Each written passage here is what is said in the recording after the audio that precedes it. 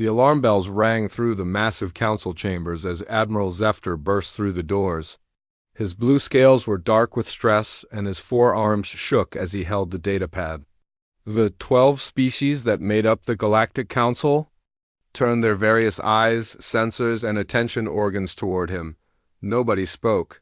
They all knew what the news would be. 3 more systems are gone, Zephyr said. His voice echoed in the huge room. Nexus Prime fell yesterday. The Krethak swarm consumed everything. 40 billion souls, just gone. Counselor Velinara made a sound like breaking glass.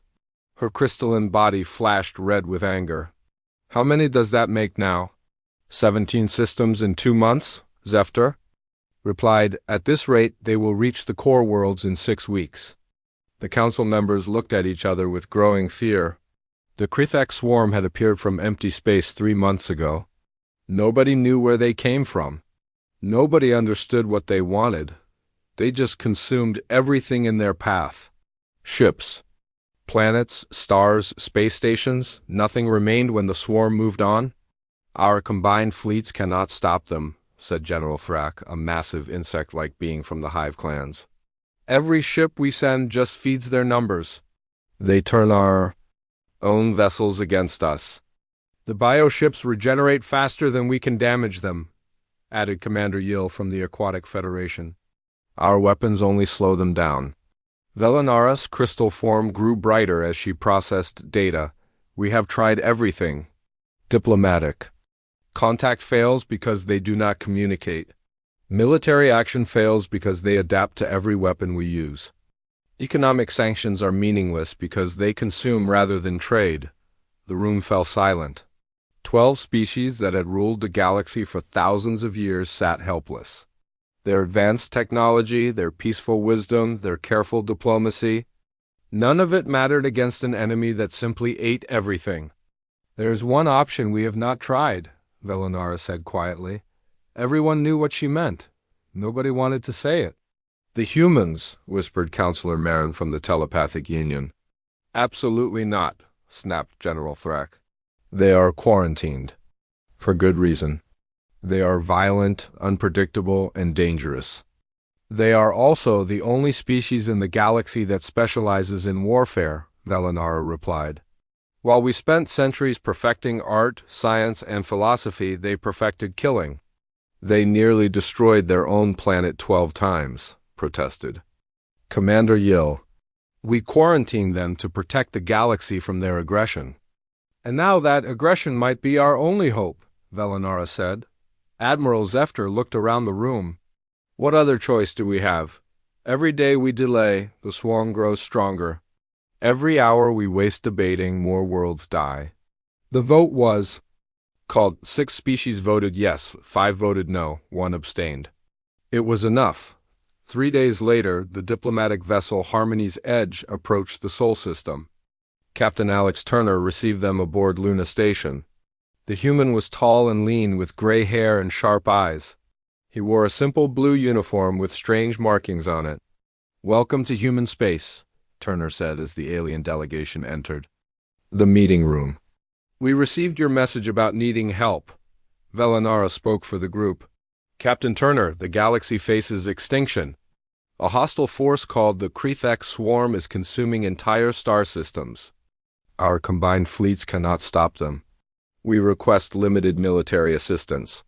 Turner nodded and activated a holographic display. The aliens gasped.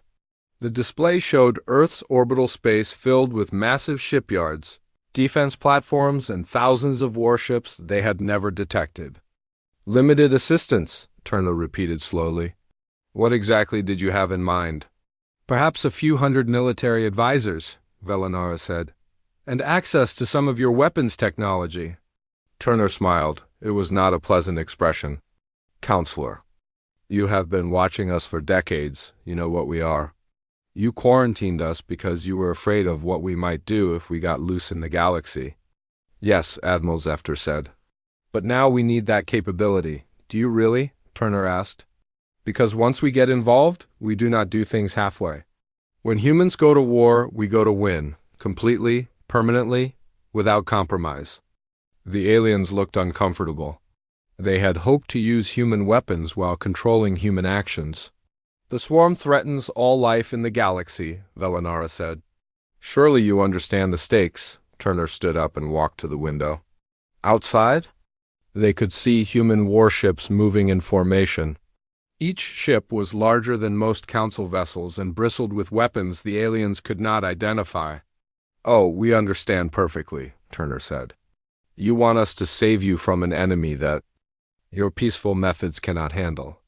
You want us to get our hands dirty so you can keep yours clean. Will you help us?"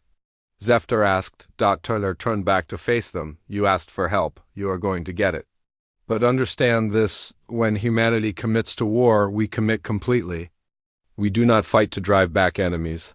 We fight to make sure they can never threaten anyone again." He pressed a button on his desk. Alarms began sounding throughout the station. "I'm calling up the Human Defense Force," Turner said. "All of it. You wanted our help. Now you will see what that really means." General Lisa Kane stood in the command center beneath the Colorado Mountains and watched as every screen showed the same thing: humanity preparing for total war. 3 weeks had passed since the aliens asked for help. 3 weeks of the largest military mobilization in human history. "Status report," Kane said to the officers around her. "All reserve forces activated," reported Colonel Nathan Gray. "Every military base on Earth, Luna, Mars, and the outer colonies is at full readiness. We have pulled back every exploration ship, every mining vessel, every cargo hauler that can be converted." Kane nodded. The aliens had asked for a few hundred advisors. They were getting something very different. Dr. Kevin Walsh rushed into the command center carrying a data pad. His face was excited but grim. "General, we have finished adapting our weapons for large-scale space combat. The plasma charges are ready for mass production. The gravity bombs are tested and functional. The viral weapons are ... effective." "How effective?" Kane asked. "They will sterilize any biological matter within a 50-kilometer radius," Walsh replied. "Nothing will survive. Nothing will be able to regenerate. The target area becomes completely dead space." Kane turned to the main display. It showed the human fleet gathering near Jupiter. Thousands of ships of every size and type, warships designed for battle, cargo ships converted to carry troops, mining vessels turned into mobile weapons platforms, even civilian transports fitted with defensive systems.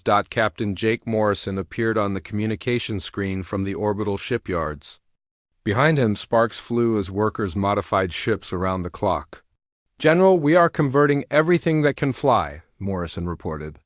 "The mining ship Big Bertha is now carrying enough firepower to level a continent. The cargo hauler Steady Eddie has been turned into a missile platform with 10,000 warheads. Even the passenger liner Star Princess is now an armed troop transport." An alien observer, Commander Yill from the Aquatic Federation, watched from the corner of the room. His fish-like face showed growing concern as he listened to the reports. "Captain Morrison," Kane said, "what is our total fleet strength?" 12,000 combat vessels of various classes, Morrison replied. "Another 8,000 support ships, 2 million combat troops, 500,000 support personnel, and enough firepower to crack a planet." Yill made a gurgling sound of distress. "General Kane, this seems excessive for the limited assistance we requested." Kane turned to look at the alien. "Commander, you came to us because your peaceful methods failed. We do not do peaceful methods, we do war. When humans fight, we fight to win." Intelligence Officer Linda Hayes entered the command center with a thick folder of documents. She placed them on Kane's desk and opened to the first page. "General Psychological Warfare Division has completed their analysis of the Krithik swarm," Hayes said. "We have identified 17 ways to disrupt their hive mind, 12 methods of causing panic in their formations, and 6 techniques for making them turn on each other." "Explain," Kane said. "The swarm operates on shared consciousness," Hayes continued. "This makes them strong but also vulnerable. If we can inject chaos into their communication network, entire fleets will lose coordination. If we can create false signals, we can make them attack their own forces. Yil's large eyes bulged with shock. You plan to use psychological warfare against a species that does not understand individual psychology? We plan to use every weapon we have, Hayes replied. Fear, confusion, misdirection, terror. If it gives us an advantage, we will use it. Kane walked to the center of the room where a holographic display showed the galaxy. Red markers indicated Krithik positions. Blue markers showed Council fleet locations. Green markers showed where human forces would deploy. Ryan Scott, report from Special Operations, Kane called out. A man in black uniform stepped forward. His face showed no emotion as he spoke. General, infiltration teams are ready. We have developed stealth ships that can penetrate Krithik space undetected. Sabotage equipment is prepared. Assassination protocols are active. Assassination? Yil asked. But the Krithik are a hive mind. There are no individual leaders to assassinate, Scott smiled coldly. There are always critical nodes. Control centers, communication hubs. We will find what keeps them organized and destroy it. Kane turned back to the main display. What about our special weapons? Dr. Walsh consulted his datapad. Project Prometheus is ready. Self-replicating war machines that exist only to kill the enemy. Project Medusa, weapons that turn enemy ships into dead hulks floating in space. Project Ragnarok, stellar engineering weapons that can destabilize stars or create artificial black holes. Yale stumbled backward.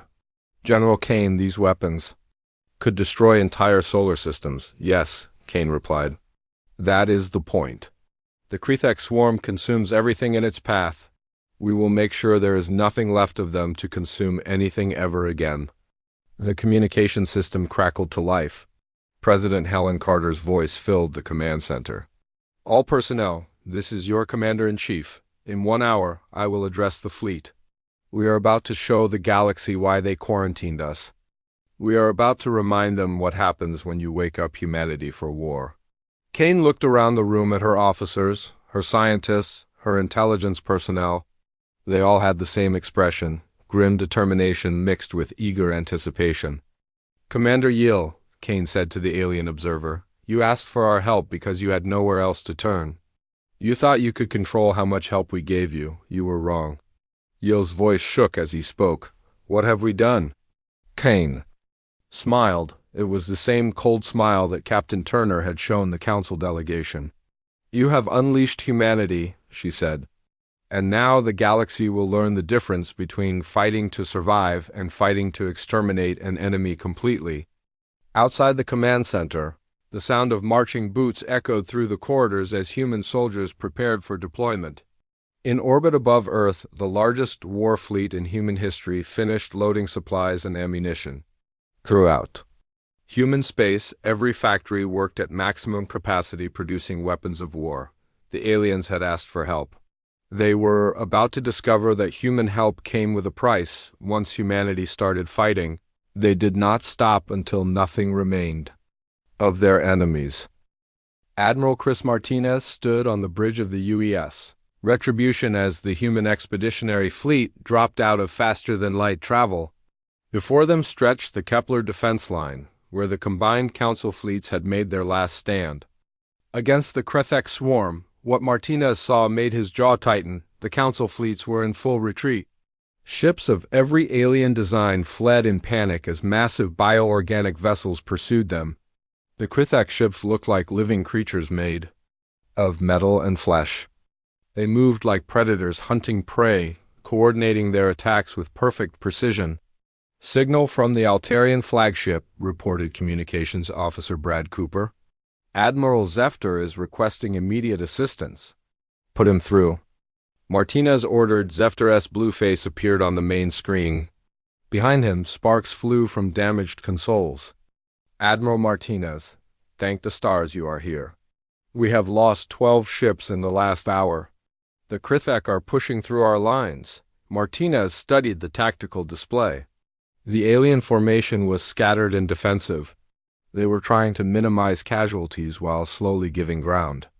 It was exactly the wrong approach against an enemy that grew stronger by consuming defeated ships. Admiral Zefter, pull your forces back to a safe distance. Martinez said.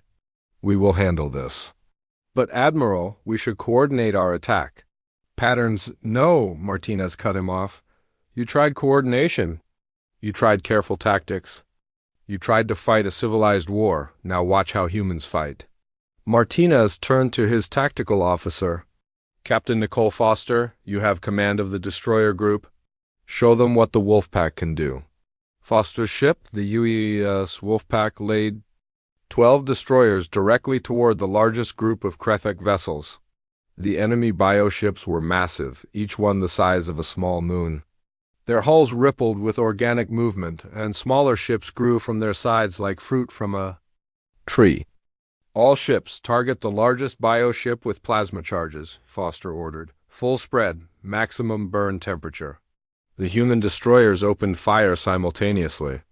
Instead of the careful, precise shots the Council fleets used, they unleashed a continuous barrage of plasma weapons designed to burn at temperatures that would prevent any biological regeneration. The space between the fleets lit up like a miniature sun. The Krithek bioship tried to regenerate the damage, but the plasma charges had sterilized the wounded areas completely. Instead of healing, sections of the ship began to die and fall away. For the first time in months, a Krithek vessel was truly destroyed rather than just damaged. "Impossible," whispered Zefter from his flagship. "We have been fighting them for months. They always regenerate." "You were fighting them wrong," Martinez replied. Tony Diaz analysis report. Engineer Tony Diaz spoke from his position at the sensor station. "Admiral, the enemy operates on hive mind principles. Each ship shares information with all others instantly. This makes them predictable but also creates a vulnerability. If we can disrupt their communication network, entire formations will lose coordination." Martinez nodded. "Implement Protocol 7. Across the human fleet, specialized ships began broadcasting interference signals designed to jam Krithek communications. But these were not simple jamming signals. Human psychological warfare experts had crafted them to introduce chaos and confusion into the hive mind itself. The effect was immediate. Krithek ships that had been moving in perfect formation suddenly began firing on each other. Bio vessels that had been coordinating attacks started ramming into their own allies. The ordered swarm became a chaotic mass of confused organisms. "Now we finish them," Martinez said. "All ships, weapons free. No survivors." The human fleet opened fire with weapons the Council had never seen before. Gravitational bombs that collapsed, space around enemy ships, viral weapons that specifically targeted Krithek biology, kinetic projectiles that punched through bio-armor like paper. Weapons designed not just to defeat enemies but to eliminate them completely. Captain Jake Morrison commanded the converted mining ship Big Bertha, now loaded with enough explosive power to destroy a small moon. He positioned his vessel above a cluster of smaller Krithek ships and released his cargo, 10,000 self-guided munitions that sought out enemy targets with relentless precision. "This is for every world you consumed," Morrison said as he watched the explosions bloom across enemy formations. The battle lasted less than 2 hours. When it ended, not a single Krithek vessel remained functional. The space where they had been was filled with sterilized debris that would never regenerate or spawn new ships. The human fleet had not lost a single vessel. Admiral Zefter's voice came over the communication channel, filled with awe and horror. "Admiral Martinez, your victory is complete. But your methods ... Our methods work," Martinez replied. "That is all that matters?" Dr. Amanda Lewis, the chief science officer aboard the Retribution, approached Martinez with a datapad. Her face was grim as she delivered her report. "Admiral, we have analyzed the Krithek biomatter from the destroyed ships. What we found is disturbing. This is not just an invasion force. The swarm is a weapon designed to sterilize entire galaxies." Martinez looked at the data, explained. "The Krithek are not naturally evolved," Lewis continued. "They are artificial. Organisms created by an extinct civilization. Their purpose is to consume all life and convert it into more of themselves. They have been doing this for millions of years, moving from galaxy to galaxy, The implications hit Martinez immediately. How many galaxies have they consumed? Unknown, Lewis replied. But based on their design, they will not stop until every living thing in this galaxy is dead or converted. They view all other life as contamination to be purged. Martinez turned to the communication officer. Send a message to Earth. Tell them we need full authorization for Project Prometheus. Tell them the enemy is not just an invasion force, it is a galactic extinction event. Brad Cooper's hands shook as he sent the message. Admiral, are you sure about this? Project Prometheus weapons are designed to eliminate threats completely and permanently, Martinez finished, which is exactly what we need. A priority. Message arrived from Admiral Zefter. The alien's voice was tense with worry. Admiral Martinez, the Council has received reports about your weapons and tactics. Several member species are expressing concern about human methods. Martinez looked at the tactical display, where cleanup crews were collecting data from the destroyed Krithek ships. Not one piece of enemy biomatter remained viable. Not one enemy organism had survived to potentially regenerate later. Admiral Zefter, Martinez said, tell the Council that we are just getting started. They asked for our help against an extinction-level threat. We are going to provide exactly that level of response. The communication ended, leaving Martinez alone with his thoughts. The first engagement had been a complete success by human standards. Every enemy destroyed, every threat eliminated, no possibility of future regeneration or retaliation, but he knew this was only the beginning. The real war was yet to come. Dr. Amanda Lewis stared at the data scrolling across her screens aboard the research vessel UES Discovery. 3 weeks of analyzing captured Krithek biomatter had revealed the terrifying truth about humanity's enemy. She activated the emergency communication channel to Earth. General Kane, this is Priority Alpha, Lewis said. I need to brief you immediately on what we have discovered. General Kane's face appeared on the screen from her command bunker. Doctor, make it quick. We are preparing the next phase of operations. General. The Krithek swarm is not from this galaxy, Lewis said. Our analysis shows they originated from outside our local galactic cluster. They are a weapon system created by a dead civilization as an act of revenge against the universe. Kane leaned forward. Explain. The civilization that created them was facing extinction. Rather than accept death quietly, they built the swarm as a final act of spite. The Krithek are programmed to consume everything, all life, all matter, all possibility of future civilization. They have been moving between galaxies for millions of years. Kane's expression hardened. How many galaxies? Unknown, but the design suggests they have already sterilized at least 12 galaxy clusters. Our galaxy is just another target on their list. Kane was quiet for a long moment. When she spoke, her voice was cold as space. Doctor, return to Earth immediately. We are implementing the Prometheus protocol. Lewis felt her blood turn cold. Every human military officer knew about Project Prometheus, the weapons that were never supposed to be used except in cases of species extinction. General, are you certain? Once we deploy those weapons, once we deploy them, the Krithek threat ends permanently? Kane interrupted. Prepare your data for full analysis. We are going to war with everything we have. 2 days later, Captain Ben Clark received orders that made him read his mission briefing 3 times. He commanded the stealth ship UES Shadow, designed for operations that officially did not exist. His current mission was to penetrate deep into Krithek-controlled space and plant quantum viruses in their communication networks. This is insane, muttered his second-in-command, Lieutenant Sarah Kim, as she reviewed the technical specifications. These viruses will not just disrupt their communications. They will introduce complete chaos into the hive mind. Clark nodded. Grimly, that is the point. When the Krithak lose their coordination, they will turn on each other. A hive mind that cannot communicate properly becomes a hive mind at war with itself. The shadow slipped through Krithek space like a ghost.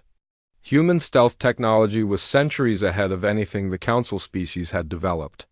To Krithek sensors, the ship simply did not exist. They reached their target, a massive biostructure that served as a communication hub for 3 star systems worth of Kraythic forces. The structure pulsed with organic activity as millions of signals flowed through its neural networks. "Deploying quantum viruses now," Kim reported, uploading directly into their primary communication channels. The viruses were masterpieces of human psychological warfare.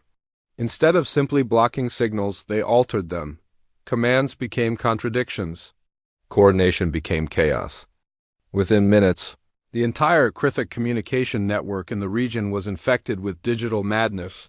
The results were immediate and horrifying. Kraythic bioships throughout the system began attacking each other. The perfect coordination that made them so dangerous dissolved into violent confusion. Ships that had been allies moments before became mortal enemies. "Target eliminated," Clark reported, returning to base. But the real escalation was happening in the shipyards around Jupiter. Colonel Gary Edwards oversaw the deployment of humanity's most classified military program, enhanced clone soldiers bred specifically for warfare against non-human enemies. "Batch 17 is ready for deployment," Edwards reported to General Kane. 200,000 units, each one programmed with tactical knowledge and equipped with combat modifications that make them superior to any organic soldier. Kane reviewed the specifications. The clone soldiers were faster, stronger, and more resilient than normal humans. They felt no fear, no hesitation, no mercy. They existed for one purpose: to destroy enemies of humanity completely and efficiently. "Deploy them to the front lines," Kane ordered. "It is time to show the galaxy what human military engineering can accomplish." Dr. Patricia Young worked in a laboratory that did not officially exist, developing weapons that were banned by every galactic treaty. Her latest creation was a retrovirus specifically designed to target Kraythic genetic structures. The weapon works by attacking their cellular regeneration at the molecular level, Young explained to Kane during a secure briefing. Infected bioships do not just die, they dissolve completely. The virus spreads through any biological contact, making it effectively contagious among Kraythic forces. Kane studied the test results. In every simulation, Kraythic biomatter exposed to the virus had been reduced to inert organic compounds within hours. "How quickly can we deploy this weapon?" Kane asked. "We can have biological warheads ready within the week," Young replied. "But General, once we use this, there will be no going back. This weapon will eliminate every trace of Kraythic biology it encounters." "Good," Kane said. "That is exactly what we want." News of human weapons development reached the Galactic Council, causing immediate alarm. Counselor Velanara demanded an emergency session to discuss humanity's methods. "Admiral Martinez," Velanara said during the subspace communication, "we are receiving reports about human weapons that violate every principle of civilized warfare. Biological weapons, psychological warfare, and systematic extermination protocols."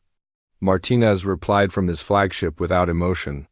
"Counselor, you asked us to stop an extinction-level threat. These weapons are necessary to accomplish that mission. But the collateral damage, there will be no collateral damage," Martinez interrupted. "Our weapons are specifically designed to target only Kraythic biology. Every other form of life will remain unharmed." "What about the psychological impact on other species? What about the precedent this sets for future conflicts?" Martinez looked directly into the camera. "Counselor, the Kraythic swarm represents the end of all life in this galaxy. Your concerns about precedent and psychology are irrelevant when faced with complete extinction." The communication ended, leaving the Council to contemplate what they had unleashed. In deep space, human factory ships began mass-producing the new weapons. Self-replicating machines that could turn entire asteroid fields into weapons platforms. Biological warheads that would sterilize Kraythic forces completely. Gravitational devices that could collapse stars if necessary. Captain Maria Santos received her new assignment aboard the UES Apocalypse, a vessel so heavily armed that it required its own fleet of support ships just to carry ammunition. Her mission: was simple: lead the assault on the Krithik core systems and eliminate every trace of the enemy. Orders are clear, Santos told her crew. No survivors, no retreat, no mercy. We end this threat permanently. As human forces prepared for the final phase of the war, intercepted Krithik communications showed increasing panic among the swarm. Their perfect coordination was breaking down. Their biological advantages were being turned against them. For the first time in millions of years, the Krithik faced an enemy that fought with the same ruthless efficiency they had always used. The difference was that humanity fought with intelligence, creativity, and weapons the Krithik had never encountered. The swarm had consumed galaxies by being the ultimate predator.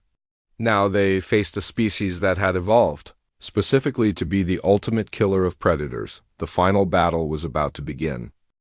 Admiral Lavra Bennett stood before the tactical display aboard the UES Devastator and studied the greatest military operation in human history. Operation Final Solution would simultaneously attack 17 Krithak-controlled star systems with the goal of completely exterminating every trace of the swarm in known space. Fleet status report, Bennett ordered. All task forces in position, reported Captain Steve Walsh from the communications center. 3,000 ships across 17 systems. Every major Krithak concentration is targeted for simultaneous assault, Bennett nodded. The operation required precise timing. If even one Krithak system survived, the swarm could potentially regenerate and spread again. Humanity's approach was typically direct: destroy everything at once, leaving no possibility of survival or escape. Signal from General Kane, Walsh announced. Operation authorization confirmed. All weapon systems are cleared for deployment. Bennett activated the fleet-wide communication channel. All task force commanders, this is Admiral Bennett. Today, we end the Krithak threat permanently. No enemy ship escapes. No enemy organism survives. Execute Final Solution.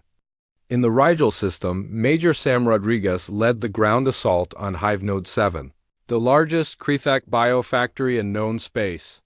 His enhanced soldiers moved through the organic corridors of the massive structure like death itself. Their powered armor allowed them to operate in environments that would kill any other species. Team Alpha, deploy molecular disruptors on the growth chambers, Rodriguez ordered. Team Beta, plant gravitational charges on the neural networks. Team Gamma, prepare the consciousness scramblers. The weapons Rodriguez's team carried were banned by every galactic treaty. Molecular disruptors that broke down matter at the atomic level. Gravitational charges that could create localized black holes. Consciousness scramblers that destroyed the ability to think or coordinate. Sir, we have located the primary breeding facility, reported Sergeant Lisa Park. Millions of Krithak larvae in various stages of development. Rodriguez looked at the vast chambers filled with growing enemy organisms. Each one would eventually become a bioship capable of consuming entire worlds. His orders were clear. Sterilize everything, he said. Use the plasma charges. I want this entire facility reduced to inert carbon. The assault took 6 hours. When it ended, Hive Node 7 was a hollow shell filled with dead organic matter that would never regenerate. Not a single Krithak organism remained alive. In the Vega system, Dr. Carl Johnson's research team implemented their ultimate weapon against the Krithak hive mind. They had discovered that the swarm was essentially a biological computer system, designed to process and store information about consumed civilizations. Deploying the data weapon now, Johnson reported to Admiral Bennett. We are flooding their network with contradictory information about every civilization they have ever consumed. The weapon was pure human ingenuity. Instead of trying to destroy the Krithak communication system, they overloaded it with impossible data. Information that contradicted itself, memories that could not coexist, commands that created logical paradoxes. The effect on the Krithak was catastrophic.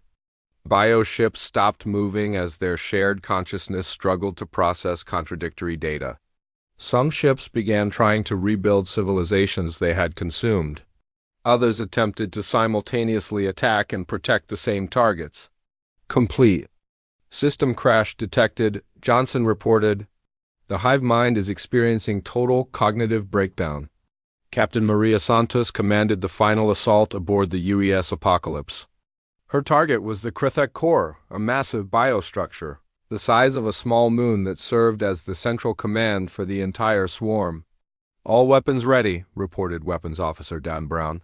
"Shall we begin with conventional assault?" Santos shook her head.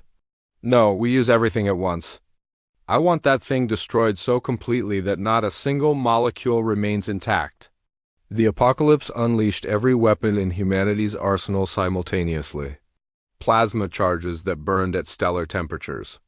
Gravitational bombs that collapsed. Space, biological weapons that dissolved organic matter instantly. Kinetic projectiles traveling at significant fractions of light speed. The Krithek core tried to defend itself, spawning thousands of smaller bioships and activating defensive systems that had protected it for millions of years. But human weapons had been specifically designed to overcome every possible defense. "Direct hit on the primary neural cluster," Brown reported.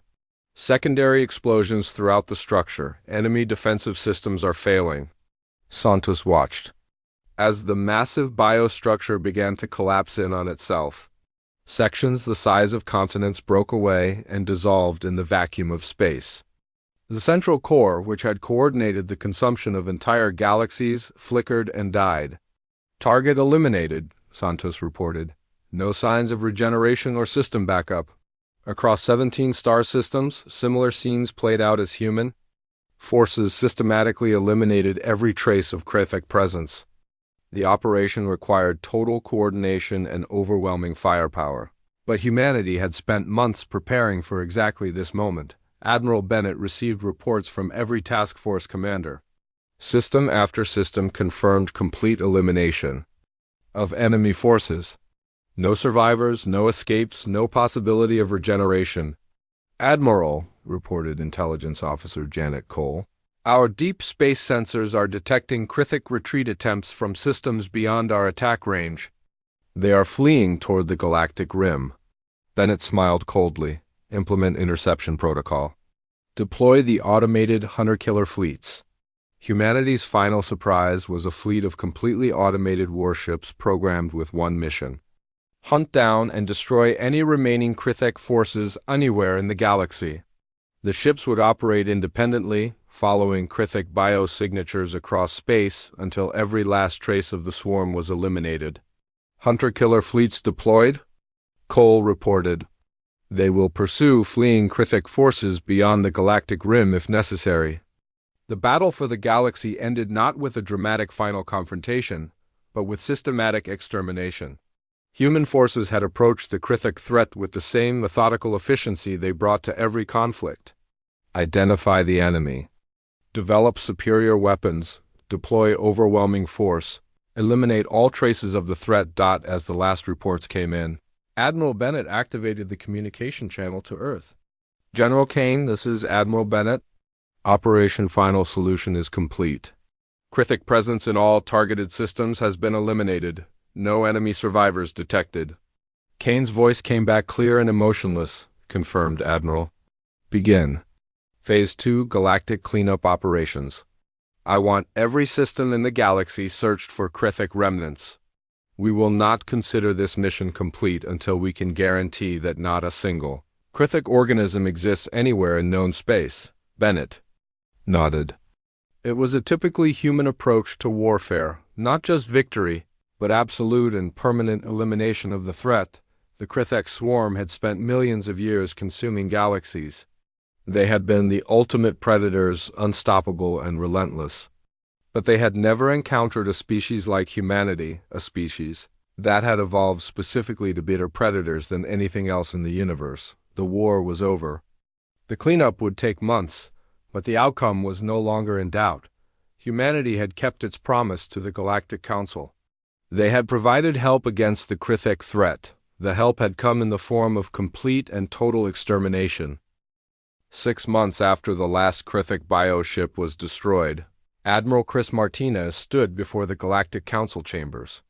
The room had changed since the first desperate meeting when the aliens had begged for human help.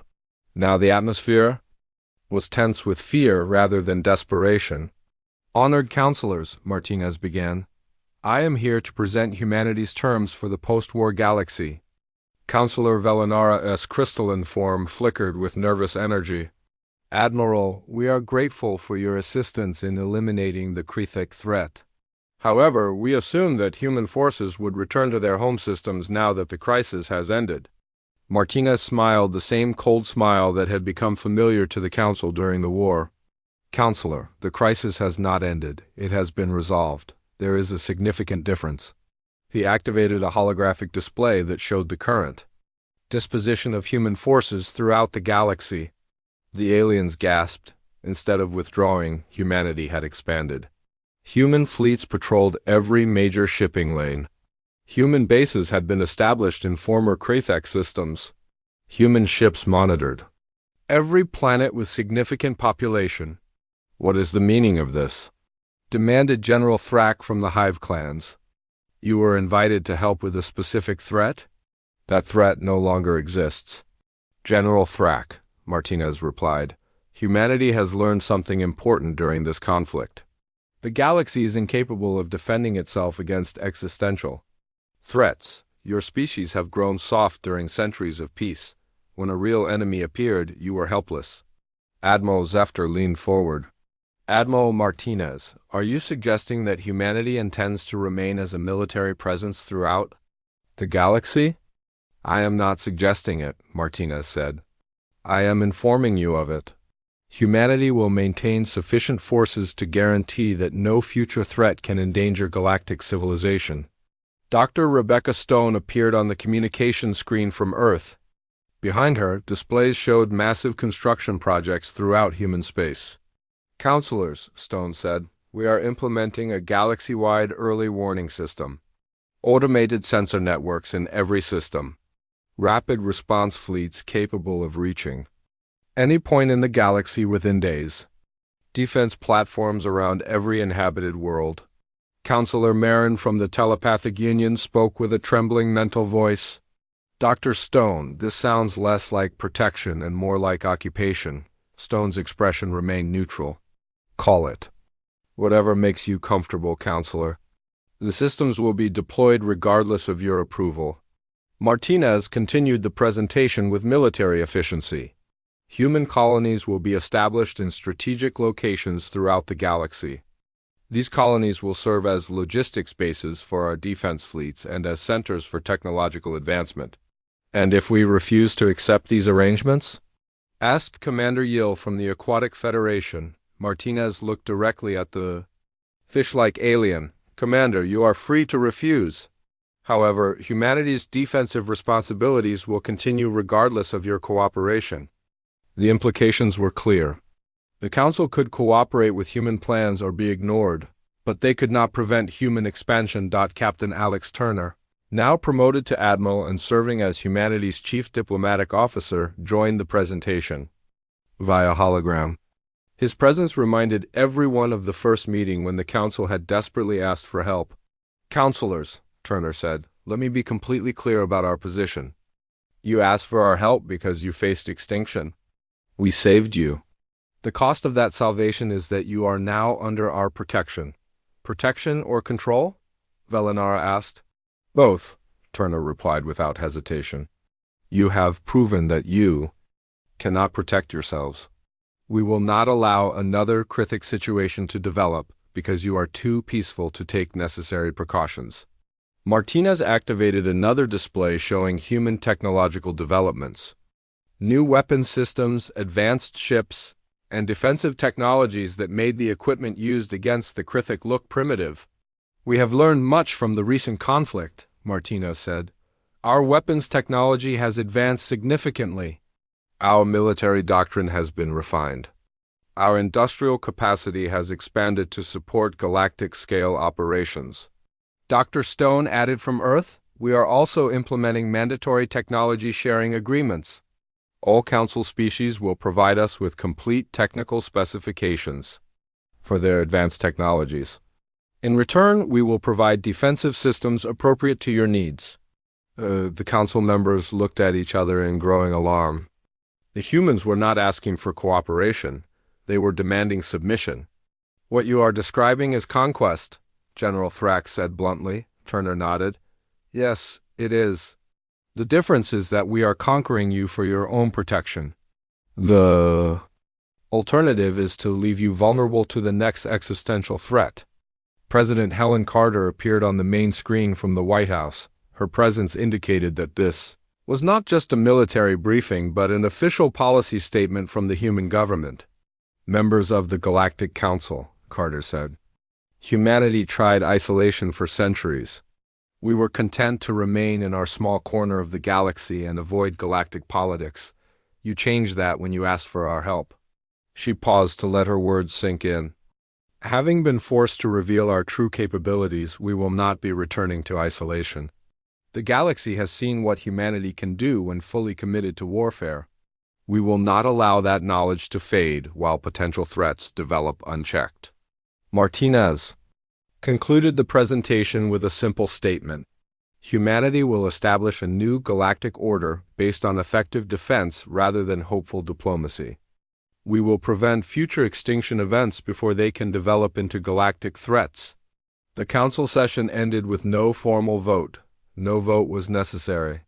Human ships were already in position throughout the galaxy. Human bases were already under construction. Human technology was already being deployed whether the council approved or not. 3 days later, the UES Peacekeeper launched from Earth's orbital shipyards. The massive vessel was larger than anything the council species had ever built and carried enough firepower to sterilize entire star systems. It was escorted by a fleet that could conquer any council world within hours. As the Peacekeeper departed for its patrol route through the galaxy's core systems, Admiral Turner addressed the human fleet from his flagship. Personnel of the human galactic navy, Turner said, we have been given a great responsibility. The galaxy asked for our help and discovered that human help comes with permanent obligations. We will protect galactic civilization whether it wants our protection or not. On Earth, President Carter met with her military advisors to plan the next phase of human expansion. The war against the Krithek had been won completely, but it had also revealed the true scope of human military potential. The galaxy has learned what happens when you wake up humanity for war, Carter said to her assembled staff. Now they will learn what happens when humanity decides to stay awake. General Kane, now promoted to Marshal of Galactic Defense Forces, reviewed reports from across human space. Construction projects, fleet deployments, technological development, and colonial expansion proceeded according to plan. The Galactic Council wanted salvation from the Krithek swarm, Kane observed to her staff.